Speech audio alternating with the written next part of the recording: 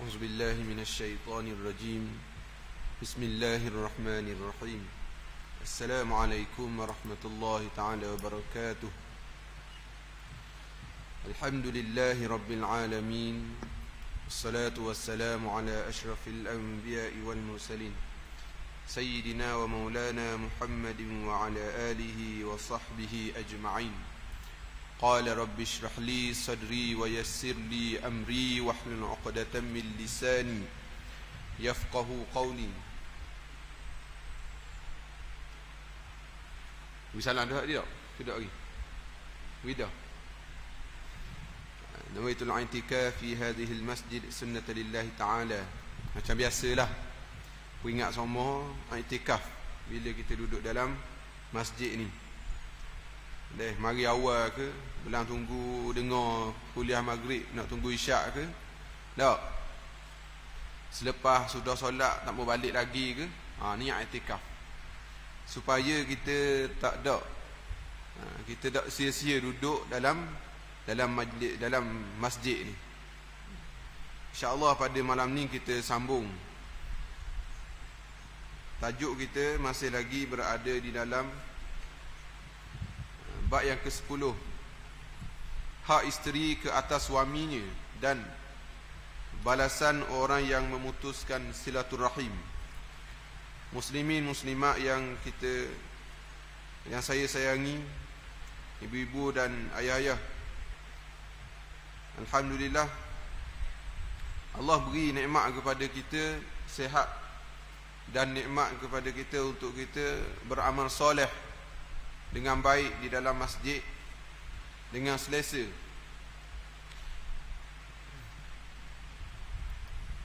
Di mana 100 tahun dahulu ketika mana ada kerajaan yang besar Utsmaniyah, pusat pentadbiran dia mana? Turki tak? Waktu tu umat Islam ni dia tidak ada sekatan untuk beramal. Tak ada. Bebas untuk bertauhid kepada Allah Subhanahu wa taala. Nak zikir ke, nak buat ibadah apa-apa ibadah sekalipun tidak ada siapa yang boleh menghalang. Berbeza dengan sekarang ni.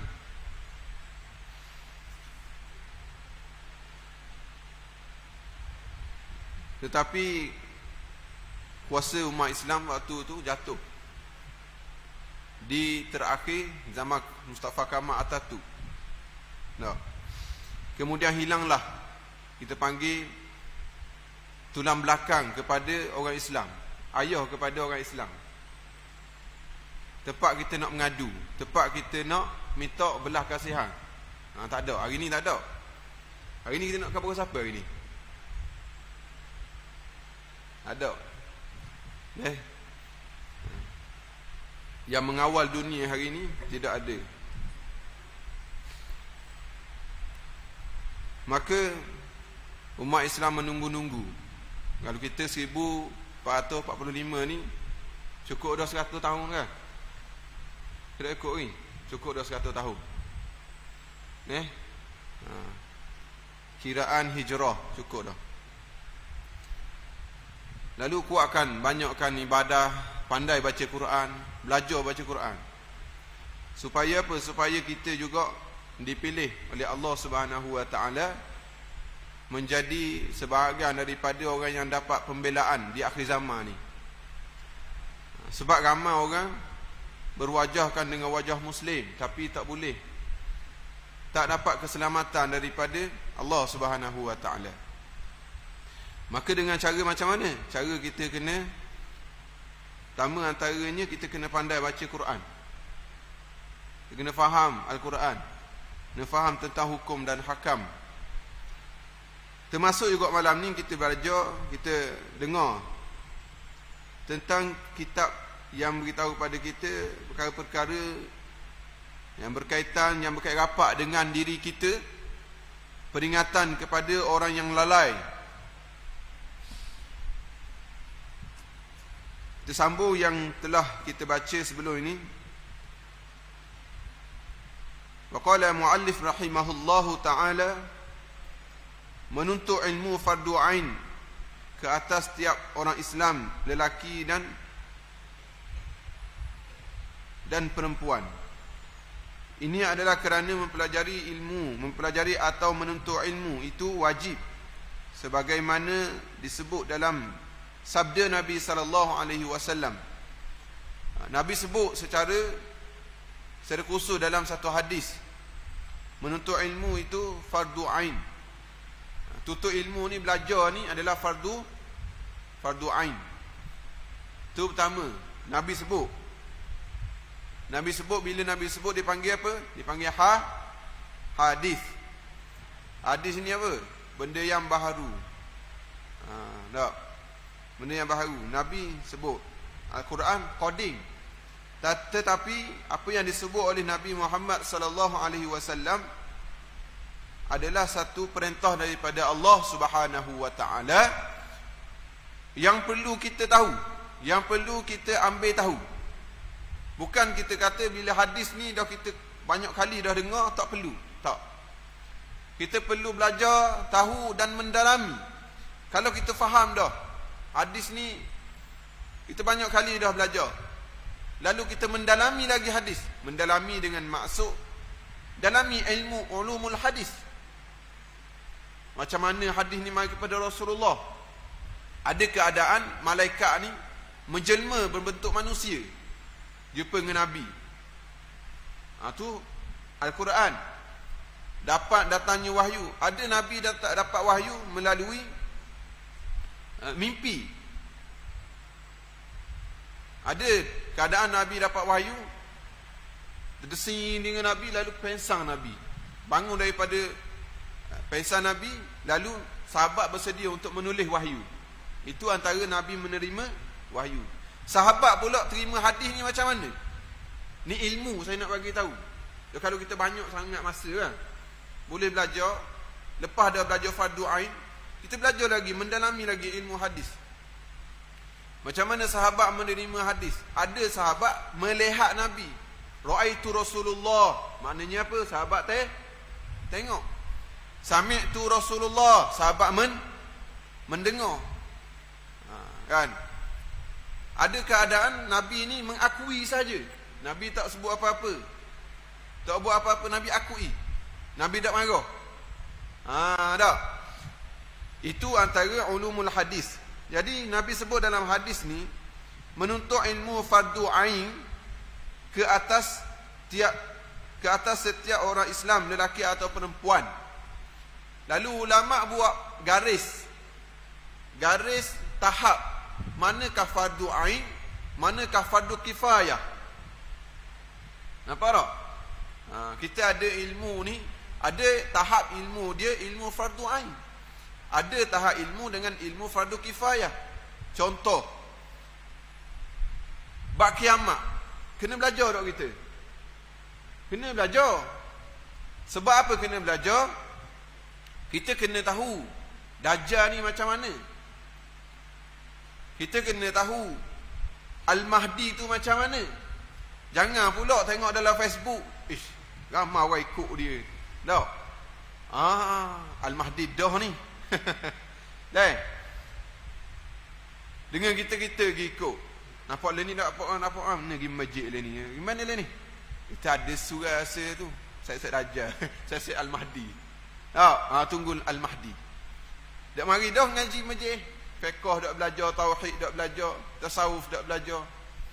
Sebab apa? Sebab tak mengaji dengan cara yang betul.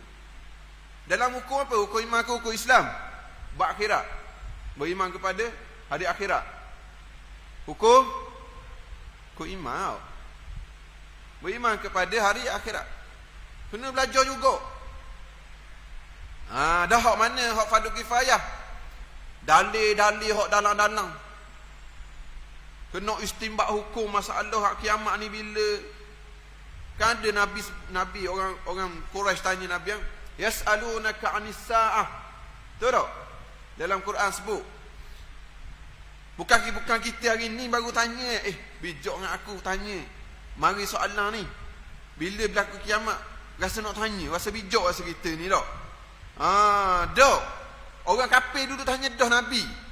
Rasulullah, dah kalau mu tahu sangat ni, bila kiamat? Nabi jawab apa? Qul innama ilmuha indallah. Allah wahyu kepada Nabi. Allah wahyu kepada Rasulullah, jawab gini. Nabi jawab soalan daripada orang Quraisy tu dengan wahyu Allah. Dah kena tahu dak benda tu. Ni kena pergi ngaji duduk masjid surau. Biar ustaz-ustaz ngajar bab kiamat tu dia khabar ke kita. Warna hari kiamat ni. Ada ciri-ciri hari kiamat yang tanda-tanda hari kiamat, tanda-tanda besar hari kiamat, tanda-tanda kecil hari kiamat. Kalau dalam kitab Syekh Fahmi Zamzam dia kumpul satu hadis 40 tentang peristiwa kecil hari kiamat. Kalau tuan-tuan baca kitab tu, ngaji kitab tu, tak ada satu pun tak berlaku lagi. Tidak ada satu pun yang tidak berlaku lagi. Semuanya dah berlaku. Teruk tak dunia kita ni? Oh, teruk dah kali ikut dah. Dah. Maka ilmu ni ada hak wajib kita belajar sebagai fardu ain. Ada hak wajib kita belajar, ada hak hukum dia fardu kifayah. Fardu kifayah kita perlu belajar contoh bab mandi, bab pengurusan jenazah. Dalam kampung ni kena ada juga satu golongan yang boleh selesaikan pengurusan jenazah. Kalau tidak ada sebahagian daripada orang kampung ni, maka seluruh daripada orang ni, seluruh daripada penduduk ni menanggung dosa belaka. Ke hak pandang ngaji Quran, baca Quran ni. Walaqad zara'na li jahannama katsiran minal jinni wal ins. Contoh ayat Al-Quran. Contoh. Orang hak pandai baca Quran ni, daripada surah Baqarah sampai surah An-Nas tu, kena ada kalangan dalam kampung ni, kena ada hak pandai baca Quran. Hak boleh mengajar Quran, wajib kena ada. Kalau tak ada, orang kampung kena kumpul piti, cari seorang hak nampak boleh ngaji, kena gatong ngaji. Faham tak? Supaya apa? Supaya dia menanggung fardu kifayah tadi hak duduk padang kita ni. Nampak? Bila dia boleh ngaji, dia boleh pandai, selesai dah, kita gugur dah dosa daripada kita tak pandai baca Quran. Baca Quran, baca Quran, belajar baca Quran fardu kifayah. Bukan fardu ain, belajar. Tetapi nak membaca Al-Quran dengan betul adalah wajib, menjadi fardu ain. Secara tak langsung kita kena belajar, setiap daripada seorang ni kena belajar. Nampak tak? Ma la yatimul wajib illa bihi fahuwa wajib. Dalam kaedah. Contoh baca Quran ni bukan fardu, belajar baca Quran ni, belajar tajwid ni bukan fardu ain. Tapi nak baca kena pandai, wajib kena pandai. Kena faham molek tu. Saya sebut kaedah tadi, sesuatu yang kita nak buat, benda yang wajib tadi. Contoh nak semayang. Kita nak semayang ambil air semayang sunat ke? Hukum dia apa? Ambil air semayang. Hukum asal ambil air semayang. Tak semayang pun hukum asal sunat. Sah tak solat kalau kita semayang ni tak ada air semayang? Sah tak? Tak. Begitulah juga kaedah yang saya sebut, kena belajar baca Quran. Kena belajar bab wudu. Walaupun wudu tu asal hukum dia al-aslu al-asya' al-ibahah. Asal sesuatu hukum dalam kaedah fiqh Syafi'i, mazhab Syafi'i, asal suatu hukum, kita nak buat sesuatu ataupun suatu hukum dalam fiqh ni, melainkan hukum yang qat'i dalam kitab, dalam Al-Quran, maka sesuatu hukum adalah harus. Al-aslu al-asya' al-ibahah. Asal sesuatu hukum itu adalah ibahah, harus. Tapi dia boleh jadi wajib bila? Bila nak semayang. kena ambil air semayang. Walaupun air semayang tu asal hukum dia sunat, wajib belajar tak? Wajib belajar. Sebab apa? Nak sembahyang. Sebab sembahyang wajib. Jadi belajar ambil air semayang ni jadi fardu apa? Hukum apa? Jadi fardu ain, bukan fardu kifayah. Apa? Saya bawa satu-satu kaedah ni supaya tuan-tuan faham. Dah. Nabi sebut secara kita panggil apa? Secara teks dalam hadis, menuntut ilmu itu fardu ain. Fardu ni dengan maksud tidak ada gugur pada mukallaf. Sebab tu saya nak sebut malam ni. Bila dah habis dah pilihan raya ni dah, kita sebut pula pasal benda lain. Dah. Jawatan-jawatan ni dia panggil taklif. Tahu taklif? Taklif ini sesuatu yang dipertanggungjawabkan. Taklif dengan sama maksud dengan mukallaf. Mukallaf ni orang yang dipertanggungjawabkan. Taklif ni sesuatu yang akan disoal. Jawatan tu bukan tashrif. Tahu tak tashrif apa? Tashrif ni bukan sesuatu yang menggembirakan, bukan benda yang suka-suka. Jawatan. Faham tak? Orang nikah, saya terimalah sia-sia sekian tak? Orang terimalah sia sekian. You suka tak boleh tak puan? Suka tak bang? Suka tak aku? Boleh seorang ni? Aku suka. Tak? Suka Suka? Boleh seorang ni? Suka?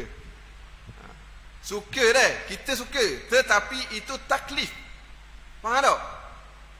Tashrif ini kita boleh hamper. Suka lah, hamper tak apa. Pasal boleh tu balik makan ke, balik gantung dinding ke, boleh medal ke apa semua, gantung dinding. Itu lain. Tetapi jawatan ni tanggungjawab taklif. Sesuatu yang akan ditanya oleh Allah. Dua batu buruk ni apa? 17,000 ngundi. 17,000 beratur kat pergi tanya. Berat tau? Berat. Tetapi dalam satu hadis juga 7 golongan akan dinaungi oleh naungan arasy Allah. Antaranya pemimpin yang adil. Waktu kita nak cakap dalam konteks pentadbiran hak luar ni, kita sebagai pentadbir dalam rumah. Maka lepas dak kita bab fardu ain, waktu jawapan daripada diri sendiri.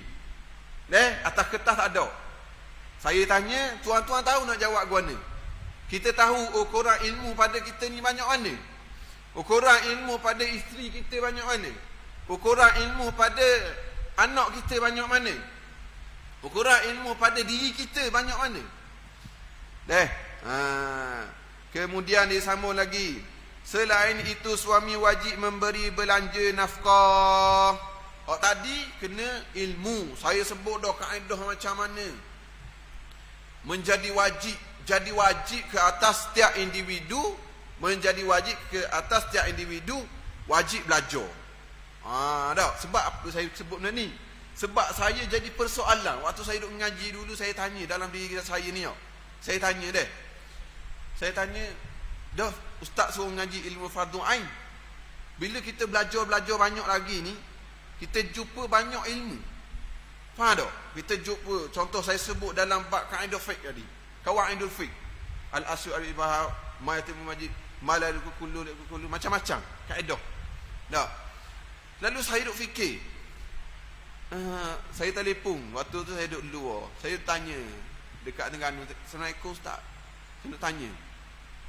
Sebelum tu saya tanya dekat Jabat Mufti. Saya tanya ilmu fardu ain ni kat mana hak habis di ilmu fardu ain tu? Tuan-tuan pernah fikir tak benda tu? Pernah tak fikir hak ilmu fardu ain kalau kita kena belajar ni, tahap dia habis kat mana? Kalau sekolah rendah ada silibus dia kan? Kalau sekolah menengah ada silibus dia. Masuk universiti hak lain pula. Kalau pergi matrik hak lain pula. Ada tahap-tahap dia. Tapi ilmu fardu ain ni, kalau kita duk suruh anak kita belajar tu, dekat mana tahap dia? Mula daripada mana? Habis kat mana? Contoh dalam bab solat, mula kat mana, habis kat mana? Bab puasa, mula kat mana, habis kat mana. Zakat, mula kat mana, habis kat mana. Faham tak? Sebab apa? Bila kita tak tahu habis kat mana, kita tahu tak kita habis tak belajar ilmu fardhu ain. Maknanya kita tak tahu habis tak belajar. Kalau kita tak habis belajar, maknanya kita tak menanggung dosa. Itu dalam bab ilmu. Dalam bab yang kedua ni Nabi sebut, pengarang sebut kepada kita, selain itu manusia wajib memberi belanja, ataupun suami itu wajib memberi belanja. Belanja apa? Nafkah kepada isterinya dan seluruh tanggungjawabnya dengan makanan dan pakaian yang diperolehi secara halal. Tak? Ni. Sebab tu kalau kita ni orang hak jenis ada jawatan sikit, orang kerja sedap ke, nega jadi, kita jangan buruk ke orang hak nega biasa-biasa. Kita jangan tengok pandang rendah, kerja biasa je. Jangan. Mungkin dia pernah duduk jawatan yang tinggi tapi dia tinggal. Sebab apa? Sebab dia tinggal benda yang syubhah, tinggal benda yang haram. Lalu dia pergi kerja hak biasa-biasa ni supaya halal. Tidak tahu. Mulia tak dia di sisi Allah? Mulia. Kalau kita ni duduk kerja ni, duduk kerja, saya tak tahulah 7E dekat negeri Terengganu ni ada tak minuman-minuman yang memabukkan. Kalau dekat luar, contoh saya pergi Pahang hari tu, saya nak bagi tahu saya pergi Pahang, bukan 7E, nama apa kedai dia tak ingat. Supermarket lah, kita masuk nak cari barang. Kita ni pergi jalan kan tak? Masuklah kedai ke mana-mana kedai. Kita masuk, pintu depan tu ada peti, dalam peti tu ada arak. Siapa duk jual? Budak-budak muda kita ni. Arak ni nak bagi tahu tuan-tuan. Orang yang jual, orang yang minum, orang yang tolong beli, orang yang tukar proses, driver lori yang tukar bawa, semua kena. Agak semua kena. Dah makanan, rezeki hak ye walik ke anak bini ye kat gi yo, hujung bulan je boleh yo. Syubhah ke halal? Syubhah ke halal? Syubhah. Mana baik hok duduk belakang lori siapa? Baik duduk belakang lori siapa? Betul tak? Tengah malam kau pergi ambil siapa? Hujung bulan ambil piti. Ataupun siang hari duduk mesai rupuk tengah panas kan? Mesai rupuk hujung bulan ambil piti. Mana mulia hok masuk jabat tau? Paskat pergi minum air. Hari Khamis lagi lah balik awal. Betul tak? Hari Khamis balik awal. Masuk jabat, paskat. Lepas tu pergi minum air. Hello, jom tubik kejap. Mari ada kerja. Ada kerja kat lain. Minum air dulu sekejap. Betul tak? Tubik pukul 10, lepak pukul 11 lebih. Pukul 12 balik jabat. Pukul 1 makan nasi pula. Hari Khamis balik pukul 3. Buat sikit ah. Hari ni balik awal ni. Ujung bulan ambil gaji. Syubhah ke tak? Syubhah. Walik ke siapa kan? Ke anak bini. Kita tak nampak benda tu bahaya sebab apa? Sebab kita tak rasa benda tu bahaya, tak berasa neraka ni panah. Tuan-tuan tengok. Kapal terbang jatuh. Kemarin tau. Rider Food Panda kan? Betul tak? Mati terbakar. Allahu Akbar. Zahir sakit lah. Kita tak tahu dia dengan Allah macam mana. Tak, Zahir sakit. Tapi nak bagi tahu bahan panah tu, kepanasan tu, kalau tengok sekeliling kawasan Letup Pang tu, hangus habis. Tuan-tuan takut tak? Kerilak Oh, gitu ke? Tak. Dia rasa takut langsung. Allah sebut dah dalam Quran, aku akan ujimu dengan rasa takut, dengan rasa lapar, dengan rasa dahaga, dengan rasa tak cukup. Allah khabar dah. Tuan-tuan nak tipu mana ni? Tak payah tipu lah. Allah khabar dah dalam Quran, aku akan ujimu dengan rasa takut. Tetapi dalam bab kita cari nafkah halal ni, ramai orang tak jaga. Menjadi syubhah. wal iyaz billah min zalik. Balik ni balik hujung minggu, masuk dalam bank pitih, waktu baik pergi makan kedai, pergi mana-mana beli pakaian semua, boleh rezeki daripada sumber yang syubhah. Sebab tu saya sebut amanah tadi adalah taklif, bukan tashrif, sesuatu yang akan dipertanggungjawabkan di sisi Allah Subhanahu wa taala. Tashrif kita boleh apa? Boleh anugerah. Contoh kita buat kerja-kerja molek, cikgu boleh apa panggil? Boleh penghargaan. Okey, penghargaan lain. Penghargaan baru kita panggil tashrif. Kegembiraan. Wabasyiris sabirin. Dah. Beritahu berita gembira kepada orang yang sabar. Sebab apa? Sebab dia duduk sabarlah dengan ujian-ujian yang Allah bagi. Tapi kita takut apa? Takut tidak mampu untuk tanggung amanah yang diberi oleh Allah Subhanahu wa taala. Sebab tu sahabat masa Nabi wafat, duk kumpul 4 orang ni, bukan senang nak boleh khalifah umat, khalifah Islam yang pertama waktu tu. Kan? Duk bincang. Sayyidina Umar, Sayyidina Abu Bakar duk bincang ni. Kadang-kadang ada keadaan berebut jawatan. Berebut tau. Tak boleh sini, aku nak go. Dia tak tahu mati kena katak esok-esok. Tuan-tuan tengok buka baru ni menang berapa. Menang berapa tuan-tuan tengok. Contoh, kalau Kuala Terengganu 60 ribu, 67 ribu tak? Saya tak silap 67 ribu. 67 ribu akan cari lagi. Tu dah. Tu dah. Kesalah saya sebut.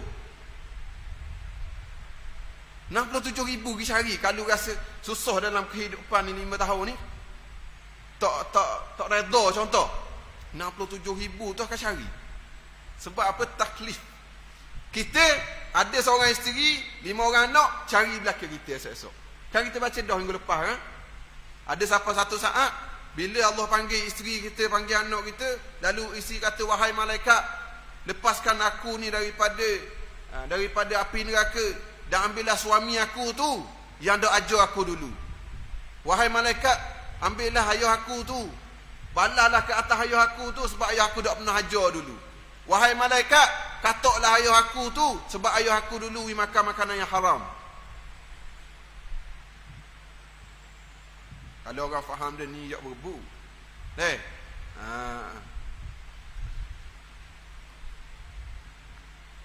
Kita baca ni. Selain itu, tanggungjawab suami wajib memberi belanja nafkah kepada isterinya dan seluruh tanggungannya dengan makanan dan pakaian yang diperolehi secara halal. Ngarang sebut. Carilah kok mana pun. Jangan ambil hak orang secara zalim, jangan ambil hak orang secara tak sedar, jangan ambil hak orang secara tak baik. Kita ada 2 dosa. Dosa dengan Allah, dosa dengan manusia. Dosa dengan manusia ni kita tak lepas kalau kita taubat nasuhah pun. Tak lepas. Tak lepas. Tuan-tuan nangislah dalam masjid, tak balik nangis. Dari kunci masjid saya nak nangis hala ni. Nak taubat nasuhah. Dah masalah ngapi je. Saya masalah ngabelah tapi nak minta maaf dengan je. Saya nak doa, nak minta maaf, nak taubat dengan Tuhan, dengan Allah. Lepas tau? Tak lepas. Tak lepas. Buat salah dengan manusia, kena sesal dengan manusia. Buat salah dengan Allah, kena taubat kepada Allah.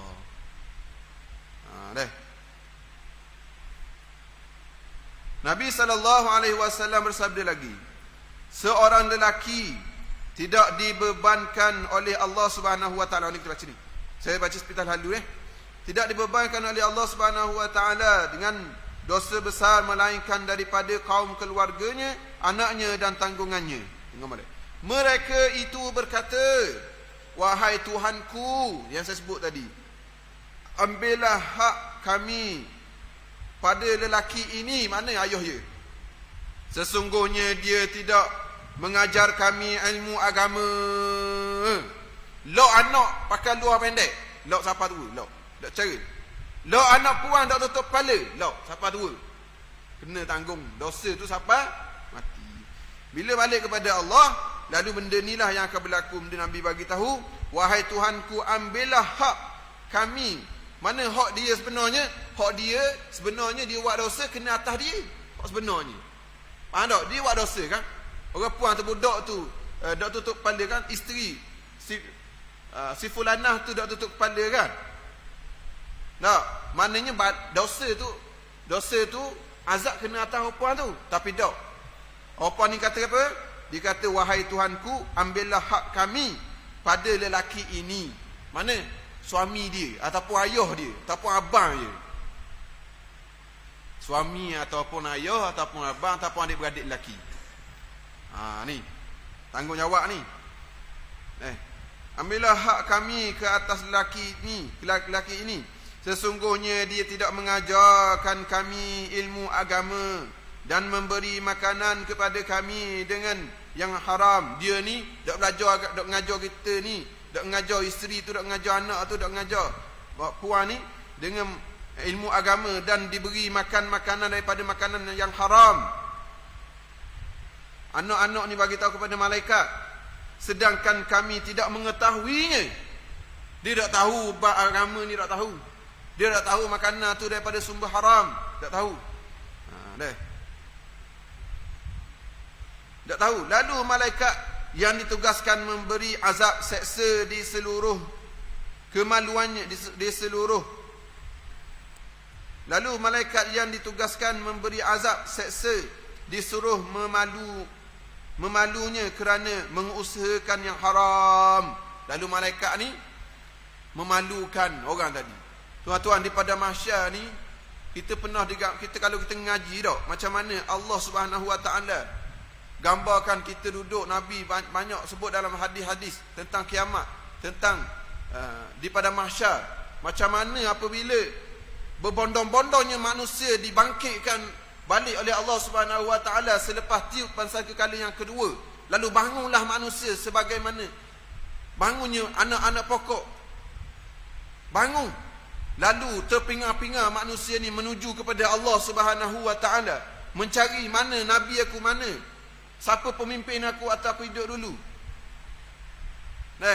Ulama mana aku ikut masa aku hidup dulu. Cari sebagai rujukan, sebagai untuk bawa ni. Lalu berbondong-bondonglah pergi menuju kepada Nabi Muhammad sallallahu alaihi wasallam, mengikut ketua-ketua dia pergi kepada Nabi sallallahu alaihi wasallam. Lalu apabila dihitung, Allah panggil seorang-seorang. Seorang-seorang seorang demi seorang. Lalu dipaparlah apa yang pernah dibuat ketika di atas muka bumi ni. Macam mana? Macam ni. Duduk tengok panggung wayang ke? Tak, tengok duduk ramai-ramai. Kita tengok belaka. Okey, mak, mung dulu. Tak. Minah pula pergi. Siapa masa kita pula, hak mana baik Allah tunjuk. Hak mana buruk tunjuk. Allahu Akbar. Atas ni boleh tutup tak? Boleh tutup tak atas ni? Boleh tutup lagi. Tak, boleh tutup. Allah akan paparkan skrin dia. Lalu beraturlah daripada zaman Nabi Adam AS sampailah penghujung kiamat. Ramai mana manusia duduk tengah tu. Lalu tunggulah masing-masing. Orang kampung kita ke, orang masjid ke, semua tengok kita. Allahu Akbar. Dan di ketika itu, beginilah keadaan ya, kita sedar macam ni lah. Tak ada macam lain. Tak ada. Beginilah kita hidup. Dan telanjang, tak ada selipar, tak ada sehelai orang benar pun. Dan waktu tu manusia penuh dengan kesibukan. Penuh dengan kesibukan. Lalu malaikat yang ditugaskan memberi azab seksa disuruh. Malaikat yang ditugas untuk beri azab seksa ni disuruh memalunya dan memukulnya kerana mengusahakan yang haram sehingga hancur dagingnya, kemudian ia dibawa ke dalam neraka. Wal'ayazubillah min zalik. Manakala dalam hadis lain Rasulullah sallallahu alaihi wasallam bersabda berkaitan kebaikan menjaga silaturahim. Ni masalah hak silaturahim. Silaturahim itu menahan usia, menambah usia dan meluaskan rezeki. Silaturahim ini kata pengarang kita, kata Rasulullah sallallahu alaihi wasallam, dia akan menambah, yang pertama tambah usia kita. Anak wajib rasa macam nak tambah setahun lagi ya. Tak. Nabi bagi jaminan orang yang jaga hubungan silaturahim ni, Nabi bagi jaminan apa? Jaminan panjang umurnya dan rezekinya murah. Untuk apa? Untuk tambah baik kita kepada Allah. Ada riwayat mengatakan bahawa silaturahim itu tergantung pada arash. Ia berkata, wahai Tuhanku, akulah rahim dan engkaulah rahmah. Maka Allah Subhanahu wa taala berfirman, barang siapa menyampaikan hajat saudaranya yang Islam, nescaya aku sampaikan segala hajatnya. Ada satu hikayat daripada orang yang saleh menceritakan,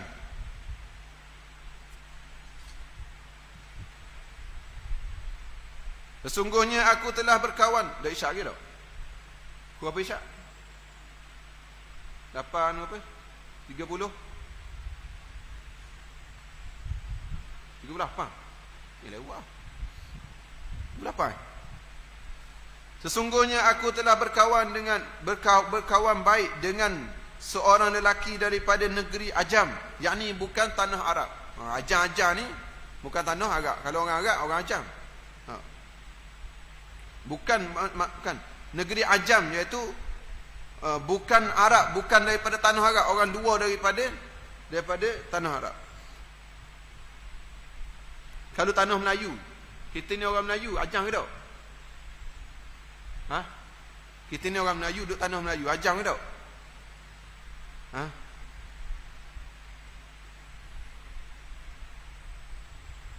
Maknanya kita bukan Ajam. Ajam ni orang yang bukan tempat tersebut. Orang Arab kalau mari duduk di dalam tanah Arab, orang Ajam tu. Tak. Dan dia telah tinggal di Mekah Al-Mukarramah. Dia tinggal Mekah ni mana? Tempat orang Arab. Kelakuannya hanyalah mengerjakan tawaf di Baitullah setiap malam dan sentiasa membaca Al-Quran pada siang harinya. Kemudian aku telah mengirimkan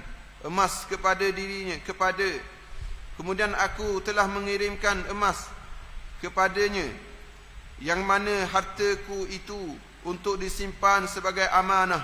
Setelah itu aku telah bermusafir ke negeri Yaman. Tak kala aku kembali kepadanya, aku dapati beliau sudah meninggal dunia. Lalu aku bertanya kepada anaknya perihal emas yang aku simpan padanya. Anaknya berkata, kami tidak tahu menahu pun mengenainya. Aku terlalu sedih memikirkan emas itu.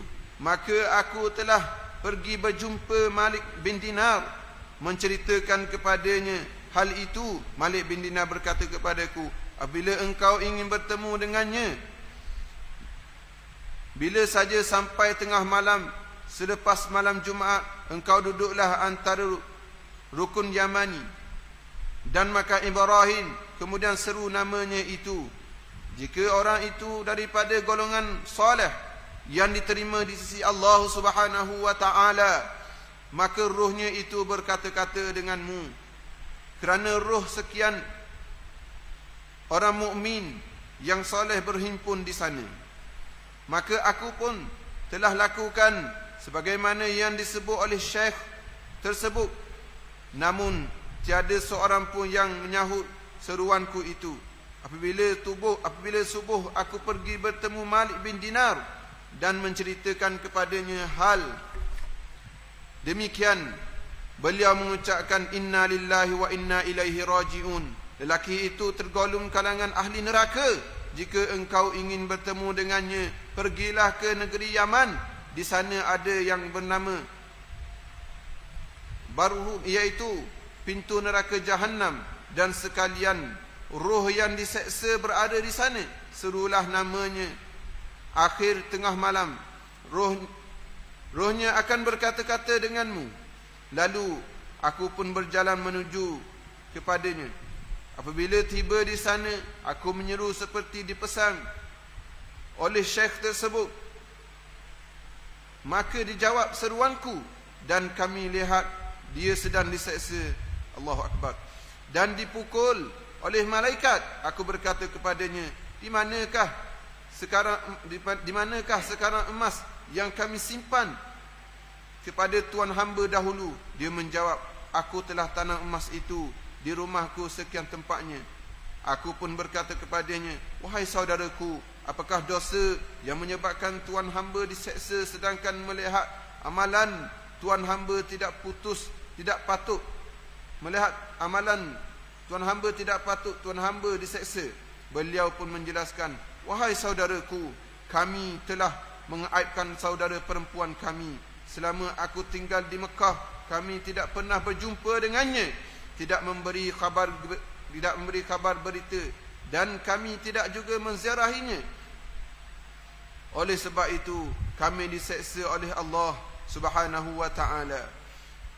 Seterusnya roh itu berkata, demi Allah, wahai saudara kami, sampaikan salam hamba kepada saudara perempuan hamba itu, minta dia halalkan segala dosa kami kepadanya. Kemudian lelaki itu pun kembali ke Mekah, mengambil emas dan disimpan oleh si mati seperti yang diberitahunya. Dia telah menjumpainya dengan tidak ada yang kurang sedikit pun dan mengambilnya. Kemudian dia berjalan menuju ke negeri yang diceritakan itu. Setelah sampai ke tempat itu, aku bertanya mengenai perempuan tersebut, dan akhirnya telah berjumpa dengan saudara perempuannya itu. Aku pun menceritakan kepadanya segala perkara mengenai saudaranya daripada awal sehingga akhir, dan aku telah sampaikan salam roh saudaranya itu. Apabila perempuan itu mendengar perihal saudaranya diseksa, dia terus menangis dengan sekuatnya. Aku teramat kasihan melihatnya dan telah memberi setengah daripada emasku kepadanya. Aku minta kepadanya keredaan terhadap kesalahan saudaranya. Lalu dia pun memaafkan dosa saudaranya itu, dan dia telah meminta ampun kepada Allah Subhanahu wa ta'ala baginya.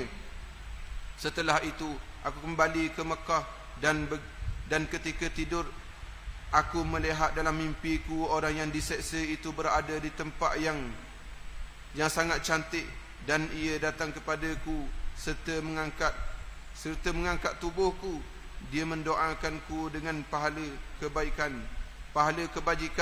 Aku telah menceritakan kepadanya perihal saudaranya. Lalu lelaki itu berkata, kerana saudaraku itulah aku telah diseksa oleh Allah Subhanahu wa ta'ala. Tuan-tuan, cerita ni, kisah Malik bin Dinar ni, yang menceritakan satu orang lelaki yang duduk di Mekah lalu meninggal dunia, kan? Lalu berlakulah cerita demikian, beritahu kepada kita bahawa hubungan kita dengan manusia, kita kena selesai dengan manusia. Saya rasa tuan-tuan faham apa yang saya baca tadi, walaupun saya tak terangkan, tapi pembacaan tadi cukup saya rasa untuk tuan-tuan faham. Okay? InsyaAllah kita akan bertemu lagi jika direzekikan, dipanjangkan umur. Mudah-mudahan Allah Subhanahu wa ta'ala pelihara kita, anak cucu kita daripada melaksanakan dosa-dosa kepada Allah Subhanahu wa ta'ala, dan Allah matikan kita dalam keadaan husnul khatimah insya-Allah. Bismillahirrahmanirrahim. Allahumma anfa'na bima 'allamtana wa 'allimna bima yanfa'una, wa sallallahu ala sayyidina Muhammad wa ala alihi wa sahbihi wa sallam. Walhamdulillahirabbil alamin. Assalamualaikum warahmatullahi taala wabarakatuh.